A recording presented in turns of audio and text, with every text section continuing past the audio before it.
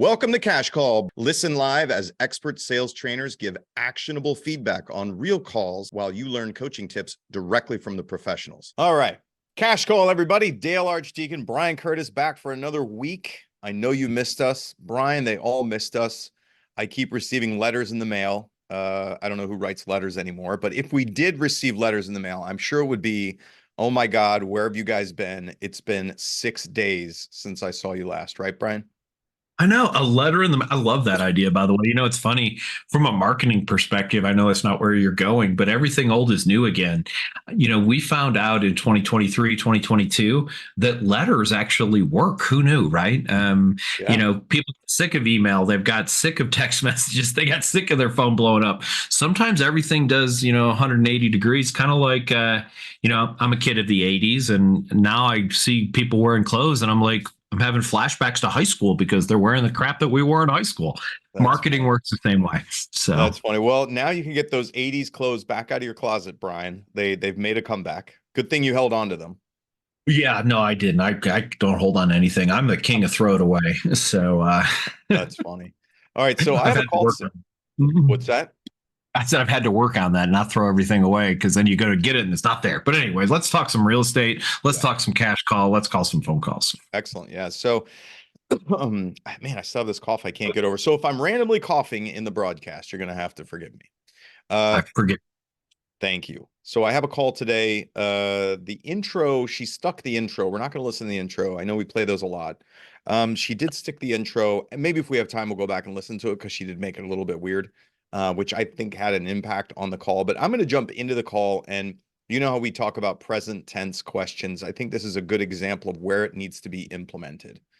So let me All right. share my Awesome. screen. Oh, you know what? We should be running a timer, huh? So we started like 105. The magic of editing. We're gonna make this we're gonna take out any of the stuff in between, right? So let me just give me a thumbs up when you hear this, Brian. And I was just wondering if you were looking to move anytime soon, or are you just browsing for fun? So that's the tail end of her intro. That's the ask, right? So she gets the right, two questions in there. So let's hear what happens. So let me ask you this, Go ahead. just hit that real quick. Are you teaching and browsing for fun? I don't really care what Okay. so we're not super specific about exactly what you say, as long as you're asking them, are you going to take action in the near future, or do you want to tell me some version of no? And I don't care what the version of no Okay. is. Yeah, that's pretty much what we I teach. can So as appreciate long as, that. yeah, you're giving them two options, right? You want to do something quick, or you want to tell me some version of no. That's what we do. Okay. I can accept that. So awesome. Oh God, this is tough. This is gonna be a tough episode to get through. Good thing we're only doing one.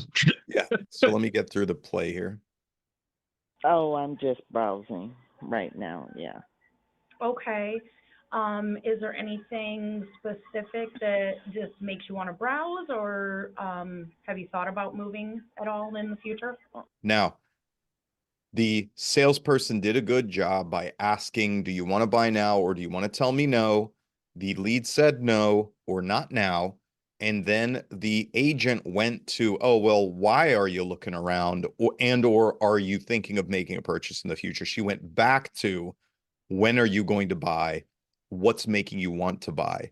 So it's really subtle, but this salesperson keeps being stuck on being a salesperson. She doesn't know what to do other than try to see if you want to buy or sell something and when are you going to do it, because she came right back to it. So that's going Yeah, to and I happen. think we need to do that. Like, what's the next thing that we say, Dale? Because I think that's the problem when we ask do you want to buy now, or do you want to tell me no? We need to know what the next question is. Would you agree with that? Yeah, exactly. And so this is something that I've been teaching for a long time, which is present tense questions. And present tense questions help you build rapport with somebody and take it out of the sales context. So if you think about it this way, you need to shift into, okay, hey, you aren't ready for a salesperson. Let me not be a salesperson. I'm just going to be a normal, everyday person. I'm going to carry on a banal conversation with you, right? Something that you would do at a cocktail party. Oh, got it, Brian. How long have you lived here? Or, hey, Brian, what do you do for a living? Or, hey, Brian, I, went to whatever high school. What high school did you go to? I'm not saying that these are all of the questions that you want to ask. My point is, I'm trying to shift your context so that you're in just a normal human interaction conversation, like get to know you a little bit and take it as far away from salesperson as possible. The kinds of questions that we ask in this context, what we teach are three choices, really. One would be, Brian, do you currently live in whatever the area is, or are you relocating here? That's one. Brian, do you currently own your home or are you renting? Right? That's two. Or Brian, what neighborhoods are you interested in? Right? Super contextual, like present tense questions that are easy to answer for somebody and take it out of the sales realm. Yeah. And I like the first two better than the third. That's just my opinion. Because the third one can get salesy real quick, right? So love the do you currently rent? Do you currently own? Love the hey, are you guys planning on relocating to our area, or do you currently live here? Those to me are the questions that make it the easiest. There's nothing wrong with the third question, but it could put you in a little bit of a box if you don't know how to get out. Yeah, exactly. Now let's hear what happened in the conversation. So she asked, are you buying or just window shopping? The woman said window shopping, essentially. Then she goes back and asks these salesy questions. We'll see what happens. Yeah, but today is not the day to talk about that. I'm in the middle of doing something. So, Okay. What the lead is saying is, you are showing up as a salesperson. I'm not ready for a salesperson, and you're not willing to accept an answer, right? Yeah. So the lead recognizes, let me play it one more time. The lead recognizes what these questions are and says, I'm not going to have a sales conversation. yeah. But here it is. Makes you want to browse, or specific that just makes you want to browse, or have you thought about moving at all in the future? Yeah, that was the question, right? And the lead is like, no, I recognize what you're trying to do here, and I don't want to have a sales conversation. Brian, what I teach in a lot of cases is I like to show an image of a car salesperson, or it can be really any salesperson, right? A picture of somebody on a car lot. And when I'm doing training, I ask this group of assembled real estate agents, I say, hey, if a man or woman, you go down to a car lot, your local neighborhood car lot, and a man or woman approaches you, what's their purpose? Invariably, the people say, sell you a car. They're there to sell you a car. That's the only answer they come up with every single time. No fail, Brian. And then I say, got it. Well, what do you mean they're not a transportation consultant? They don't want to just build a relationship with you and help handle your family's transportation needs into the future, whether or not you buy something? And everybody starts to kind of chuckle because then they start to get it. It's like, wait a minute. You consider yourself something other than a salesperson to sell somebody's house or sell them a house. But somehow you don't recognize that that's what every consumer thinks you are. Just like you think every car salesperson is just there to sell you a car. So when we listen to a recording like this, where this salesperson is trying to ask something, but the lead can clearly hear, nope, you are clarifying to me that you are a salesperson and the only purpose for talking to you is if I'm ready to buy or sell real estate. That's when your conversation gets shut down and you only end up with a 1:19 conversation with this person. Yeah, I agree. That's completely what's going on here. And you noticed, in essence, she asked the same question twice. Yeah. Are you looking to buy something now or in the near future was basically the intro, or are you just browsing? Okay, I'm just browsing for fun. Okay, great. When do you want to buy? Right. Why are you looking? And have you thought about when you want to buy? Right. And she's like, oh, damn it. It's a sales conversation. Yeah, and Dale and I've said this 100 times if we said it once, even on cash call, you asked the timing question already, and we're 44 seconds into this, and you ask the timing question again. Here's the thing: even if I want to, now I feel like you're really high pressure. So one of the general rules of sales is you can close, which this isn't a close. The only way you can close again is if you change the deal or add more information. And she's done neither. Yeah, exactly. Let's hear where this goes. And it's a very weak wrap up too. So let's listen to it. In the middle of doing something. So Okay. I'll No. reach out once I'm serious about looking. Okay. You hear that? I'll reach out once I'm serious about looking, because she has contextualized this person, this salesperson, to represent, I'm ready to buy or sell real estate. I shouldn't be talking to you until I'm ready for that. And the salesperson just simply reinforced it. Okay, nope, I totally understand. I'm here anytime if you have any questions, and there's no pressure or, obviously it's whenever you need us. Oh, My ass, right? All that sounds like is, hey, I'll be waiting here to sell you something since we determined that you're not ready to buy something yet, right? Yeah. That's So, not what the salesperson meant to say, but that's what just happened in this dynamic. so this person also did something that you need to do on purpose if you're going to do it, and she didn't do it on purpose. She used what's called an adverb presupposition. She used the word obviously. Obviously, I'm going to be, whatever. There was nothing obvious about that conversation in my mind. And when you do that, you sound more like a salesperson. If you can use presuppositions like obviously, naturally, things like that, that fit into the conversation, great, but avoid them. Clearly, you are going to look to buy a house. How do you know I'm clearly going to look to buy a house? Obviously, you're someone who's looking. What do you mean? Why is that obvious? And what I'm saying is those words work, but only use them on purpose. Don't use them as filler words because it makes you look like you're just trying to bail out of it. So just something to think about. Those LY words, don't be using those unless you're using them on purpose, because it makes people feel like you're a salesperson. Interesting. That's a little deeper than I ever get, but thank you for that, Brian. Sorry, I had to nerd it up today. That was very nerdy, actually. Yes. What do you have for us? I've got a call, and I'm, you and I talked a little bit about this in the green room, but I want everyone to pay attention to the tone of this agent. And I'm not even saying you should or shouldn't, use the tone that she used, but it's very interesting. And I think it actually helped build rapport with this person. I'm not sure it would with everybody, but let's listen to that. And she does a pretty good job, pretty decent conversation. So I'm going to go ahead and share my screen and make sure, Dale, just like I did, go ahead and give me the thumbs up whenever we can hear the sound, and playing now. Hello. Hello. Hey, Chandler, this is your doc. Hey, how are you? Trying to connect us. I'm good. How are you? I'm good. Yeah, Okay. sorry, I was just getting ready to call you guys. We're looking at the listing online for 610 South 59th C Street. 610. Let me pull it up. Okay. Are y'all out driving around right now? We were driving around a little bit ago. We just made it back. Pause Okay. it. Brian, this is one of your agents. It is. I feel like this is a conversation that we need to have, and every team leader listening to this wants to know the answer to this. Brian, Please. I'm very certain that you have taught all the agents in your office under your umbrella that when somebody's looking at a property, the question is, when would you like to go see it? Right? It is. Why has this person not asked, when would you like to go see it? I don't know.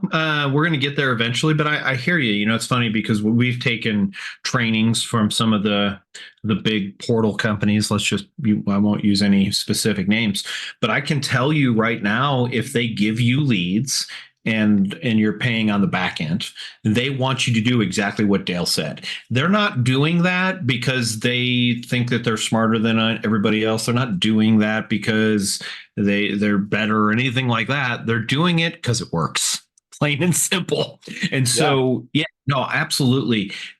As soon as you know that someone is interested in a property, absolutely. Hey, Dale, so would you like to go set up a time for that property? I've got time available today or tomorrow. Which of those days would work better for you? Yeah. Tomorrow, great. But so how do you then, Brian, as a team leader, how do you handle this? We just listened to this salesperson not do the exact super basic formula that we've given them, right? So then do we go and we play this and we say, okay, now tell me what's wrong here? Or how do you do it? One of my favorite things to do as a team leader, and Dale and I obviously listen to a lot of phone calls because we have this cash call that we do. And honestly, I probably didn't listen to nearly as many before there was cash call, if I'm just being honest. So one of the things that I actually do, and it's actually really powerful, if you're a team leader watching this, send this call, not this call, whatever call it is that you listen to, send it to your agent and say, hey, listen to this. Tell me where you think you did really well. Tell me where you think you might want to improve, and let's have a conversation about it. I think it's really powerful to do that. And I want you guys to remember this too. I don't know how many calls the average team makes, but my team, on the average, we've got about 20 people making phone calls. And let's assume, just for the sake of our conversation, that only half of them did phone calls today. They're probably still doing, on the average, about 50 phone calls, having 5 to 7 conversations each. That's a lot of calls. So why am I pointing this out? Well, if you're a team leader and you're actually listening to your calls, you're bringing value. Because most team leaders don't listen to their calls. They don't have a system to go about that. They just basically train, and go, gee, I wonder why it's not getting better. Well, it's not getting better because all the stuff you're training on isn't being implied. It is not being done. I don't know. I can't find the word. Thank you. That's the word I couldn't find. Implemented, yeah. Implemented. Yeah, that's the word I was looking for. So first of all, you have to train it, and then you have to inspect it. So yeah. Okay, good. Well, thank you for letting me roast you, team leader, on how this goes, right? Because absolutely, it just gets kind of annoying after a little while. I'm sure it must be annoying for you. It must be like, man, I teach this stuff all day, and why can't we just ask the damn question? It is. Intro scripts are probably the bane of my existence. They're so unbelievably simple. Your call, same thing. Hey, are you looking to looking to make a move soon, or are you looking to window shop? Yep. Great. And the reason, I'm just going to go back in time for a second. The reason I like the window shopping script is because I will use that later on. Hey, by the way, you mentioned at the front end of the conversation that you like window shopping. I love to go window shopping. Why don't we go do some window shopping? What do you mean? Hey, let's just go look at 2 or 3 houses right now and see what your money will buy, so that when you are ready, you'll have a really good idea. I've got time available during the week or on the weekend, which works better for you. By the way, that only is going to work about 10 to 20% of the time, somewhere in that range. But guess what? More people to be in front of. So take that for what it's worth. Yeah. Let's play a little bit more of this, Dale, and see where it goes. Okay.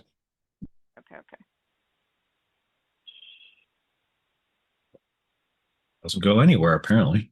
She's looking All it right. Well, I've got a few 610s. I'm sorry. What was the rest of the address? 610 South 59th Street in Rogers. Okay, gotcha. Okay. Did you have particular questions, or do you want to just schedule a time to go and see that? We're kind of.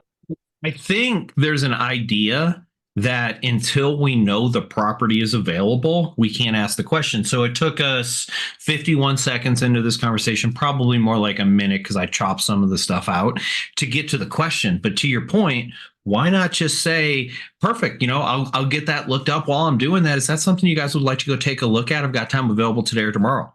Yeah. And we're getting people what they want, and the logic of it, or the psychology behind it, is we get people what they want early, and they like us. Yeah. I don't know a better way to say it than that, but that's really what we're trying to do, right? I feel like salespeople, in my experience, it's like, I don't want to be wrong. I want to know what I'm talking about. And so they want the information in front of them because they're still stuck on being too literal about, oh, you're inquiring about a house. Can I sell the house to you or not? They're too stuck on that. They have to, so if you're a salesperson listening to this, free yourself from being stuck on the what. You want to find out is, how do I move this conversation forward and get myself cemented to you in case you ever buy or sell something? I don't care what it is, right? So free yourself from that. It's, Brian, when I first started prospecting expireds, for instance, right? When you prospect expireds, you make a bunch of phone calls and a lot of people don't answer the phone. I very quickly figured out that I couldn't research every property before they answered the phone. The game was, I just had to get somebody to answer the phone, and I had to very quickly be able to conduct a conversation, not knowing anything about them or their property. So that was the game. It's the same idea in reverse for these buyer leads. If they're interested in something, great. I don't care what it is, right? I'll sell you anything that you want to purchase as long as it makes sense. But get freed from that. Who cares? You know, it's funny that you say that. I used to literally, as when I was working with buyers, when I went and showed the first house, part of my pitch was, by the way, guys, I want to be very clear about this. I don't own any of these houses, and I don't care which one you buy. My only concern is that when you buy the house with me, that you're happy. That was an actual script that I used. And by the way, people love that. They're like, oh, Brian doesn't care, because they don't know that I'm not trying to sell them a house. So I literally, hey, here's an idea. Tell them I'm not trying to sell them a house. Right. And by the way, 99 out of 100, no, 999 out of 1,000 real estate agents couldn't sell a house anyway. And here's what I mean by that. I'm not saying you can't show the house and represent the client, be a good agent. I'm talking about sell the house. In other words, convince somebody to buy a house that they don't want to buy. Good luck with that. A, Right. You shouldn't do it. And B, I'm going to say 909, less than 1% of people would actually be able to do it. It's an extremely challenging thing to do, guys. We're not selling shoes. You know, I'm not going to convince someone to spend $100. I'm trying to convince someone to spend $500,000 on something they don't want. Right. It's not going to work anyway. Right. All right. Hit play. All right. To see it. We drove by it today. We saw the pictures online. It was kind of cute. So we were seeing if we could schedule a time. Yeah, definitely. Let's see. So we're just 3 days on market. Stop talking. Good. We're not under contract. Stop talking. Just say yes. And it is vacant. So I do have some time tomorrow. Pause. Very sporadic. How Pause. about your? Pause. You know what she just said? She just said, you can see this shit at any time you want, but I'm not available till tomorrow. Bro. What's the immediate thing that you go to? Maybe I should find another agent to show it to me on my timeline, right? So I'm just getting fired up about this because we're hearing it in the language. Now, maybe what she said doesn't screw this one up for her, but Brian, it's those things that you don't realize that screw you up. And if you listen between the lines of what she just said is, this thing is available for you. I have limited time, right? The agent just became the potential problem in the equation. And she doesn't even know it. And that's one of the things that is so important for people to understand. You can't block somebody from seeing something. Hey, I'm not today's Tuesday. I don't want to say, hey, I don't have any time available until Saturday, because what I just heard was, I'm not important at all. Go away. If I happen to be available, if nothing works out between now and the next 5 days, great. But none of those things are things that consumers want. We live in a your way, right away kind of world. And, to some extent, we have to at least play inside of those boundaries. Yeah. So let's just do this. So what would Brian and I do instead? Or what would Dale do instead? Very quickly, the caller wanted to set a goddamn appointment, right? I answer the phone. Hey, yeah, we're looking at whatever address. Great. When would you like to go see the property? Oh, we'd love to go see it today or tomorrow if that works. Wonderful. Let me see what works for the sellers to make sure that they can, see how much notice they need for us to be able to get in there. And if it works, I will book that appointment. Okay. So let's just say that we're going to go see it at this day and this time. Excellent. Now I'm going to move on to any discovery questions, as long as I'm either going to ask my 2 allowed questions from Zillow Flex, or if it's not Zillow Flex, I'm going to move on to regular discovery questions. But get that business out of the way in the front. Don't put don't put yourself as the roadblock to this stranger getting to see a house. Yeah, absolutely. Schedule. What does it look like? I'm out of town until Wednesday. Wonderful. Probably Wednesday midday. So that'll work. Hold on. Let me grab my calendar. I will actually be up in Rogers that day anyway. That's perfect. Pause it again. Let's see. Yeah, that scenario works. The scenario where the guy says, I'm only in town until 5 o'clock today, and you just told me that property's vacant. I want to go see it now. If you can't make it, no worries, random agent. I can call another random agent and go look at that property. That's when it doesn't work. Exactly. And to Dale's point, one of the worst things that happens in sales is when you do the wrong thing and it works out. I see it over and over and over again. And I know you have too, Dale. And what that does is create bad habits. Oh, yeah. Because hey, I've said this 2 out of the last 5 times, and both times got me an appointment and got me a closing. Great. Well, everybody can handle the laydown. Everybody can handle the guy who was completely understanding and flexible. What about all the rest of the people? And so again, be careful. Just because you got the results you're looking for doesn't mean that you didn't get lucky. And I think that's one of the biggest problems that happens in sales. Doesn't mean your methods work. Right. I can tell someone to screw off and they go, great, I'll see you tomorrow at 2. Again, that wasn't the right script, but somehow it worked. It's not going to work with anybody else. Right. All right, let's play just a little bit more of this. And when you say midday, what are you looking at? So we both work during the day, so we're trying to see, like if we do get something that evening. Yeah, for sure. Let's see. All right. Looking this, what I want to say is stop booking appointments with the computer, looking at it. Great. What time would work for you? 6 o'clock. Perfect. I'll set it up for 6 o'clock on Tuesday or Wednesday or whatever day it was. Just get the appointment. They don't need you hemming and hawing. And then you can throw in there later. By the way, if anything changes, I'll call you back. That's all you got to do. Yeah. And you can also do a range. We've always done a range, a lot of cases, right? Hey, that evening, what day was it? It was like a Thursday or something. Wednesday. Great. What time? Give me a window. When do you get done with work? Give me a window. Between 5:30 and 7. Great. We'll book it within 5:30 to 7. I'll reach out to you after this just to let you know that we're confirmed and the exact time and where to meet me. Blah, blah, blah. Right. Send you my contact information, etc. Wrap it up. It doesn't have to be, I don't need to know that it's going to be 6:59 on the dot. Right. Well, and there's some cool functions. Let's, Follow Up Boss has been our sponsor now for a day or two. And so let me just talk about something that they do, and we use Follow Up Boss. One of the things that's really cool about it is you can literally use the appointment function. It sends the client a text message that says, we have an appointment at 123 Main Street at Friday at 8 a.m. or whatever the time is. That's a really cool function. Hey, by the way, when I get it booked, I will send you an appointment verifying it with this information. Use your technology that you have, and that's even better. Yep. So, all right. Play a little bit more. Do you work probably until about 5 or 5:30? Yeah, right around there. Okay, so how about we schedule it for 6? Does that work? Wednesday at 6? Yeah, that works. Yeah. Okay, and tell me, Chandler, right? Mm-hmm. Yes. I just want to make sure. And you're saying we, so I'm curious who we is. So it's funny, Dale. Didn't you feel like at the beginning of this call, this agent knew the client? Yeah, she was pretty chummy. Now we don't even know who the person's significant other is. So I wanted to bring that back because it was interesting to me. He responded really well to her energy.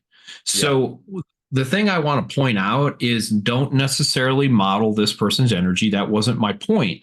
But come into a call happy, like you rather would be doing this than something else. Like I've heard a lot of agents, you could tell they'd rather be doing something else. At least it sounds like she was excited to have that conversation, and then immediately get a read off what that other client's, what the potential client's energy is when they respond. Like if I come in the call and go, Dale, super excited to talk to you today. And you're like, yeah, Brian, I got to change my energy right away. Yeah. Always come in with positive, relatively high energy, but be aware of the fact that you might run into somebody who's going to be really low energy, and you've got to stop that right away. So great job building rapport. She mirrored and matched him that way. They've got a great place there. And I think that's honestly with some of the other, we'll call them mistakes that were made. I think that's what held the call together. Yeah. No, I think her energy was great. And as long as you can modulate quickly, like you said, so that if you get somebody, you said low energy, the other thing that you need to watch out for would be people that are very reserved, right? So, if you come out at me like we went to, like we're college buddies or something, and I have no idea who you are, you're not going to get that same energy back, and I might be resistant. So there's that sort of scenario too that's kind of guarded, especially the high S's and some high C's. They're going to be like, what the, This is not a kegger. Why are you so excited? Right? I don't know why you're all over me. Right. And so you have to accommodate for that kind of energy. Absolutely. All right. I'm fast forward to about 1 minute left in this call. Let's finish this up and get you that go. information just so, I mean, it's changing every day. I'm sure you're aware of watching that. Right. Yeah, it's something to see. So, that Right. kind of gives you an idea just to, figure out if you were to make a move, what your buying power looks like versus if the interest rates were a little lower. So I want to say this call's a little bit older. It's not one that's happened in the last week or two. So Okay. the interest rates were still they were in the sevens when this call was made. And basically the guy said, I'm not 100% sure if I'm ready to move yet. And ultimately her response was, great, let's go look at something. Let's see what your money buys. And I like that because one of the things I saw people do when the interest rates were high and before we got to the point where there was a feeling that the interest rates were dropping was they were talking people out of looking. They were, well, the interest rates are pretty high right now, that kind of thing. And, I want to agree with my clients as well, but I don't want to agree with them to the extent where I'm going to convince them to stop looking. So, I don't care what interest rates are. I don't care if they're at 3% or 10%. People are going to buy and sell houses. And what our job is to make sure that we're mirroring and matching the energy in there and that we are convincing people that it's always a good time to look on the buy side, in my opinion, so that we can get in front of them. We can get them in houses. And, I hate to say this, Dale, but even though we do a thing called cash call, most agents are better in person. That's just the reality of it. Those who listen to our show are obviously great on the phone, but our audience isn't 1.9 million just yet. So there's a bunch of agents who haven't been exposed. Yeah, exactly. Well, that's aspirational. Excellent. All right, Brian. Well, I think we've done enough for today. We've given them enough to think about today. We will see all of you next week. Dale Archdekin, Brian Curtis, out for Cash Call. Thanks again. Thanks, everybody. Thanks for listening to Cash Call today. If you like what you heard, come check us out at smartsalescoaching.com, and we'll be back again next week.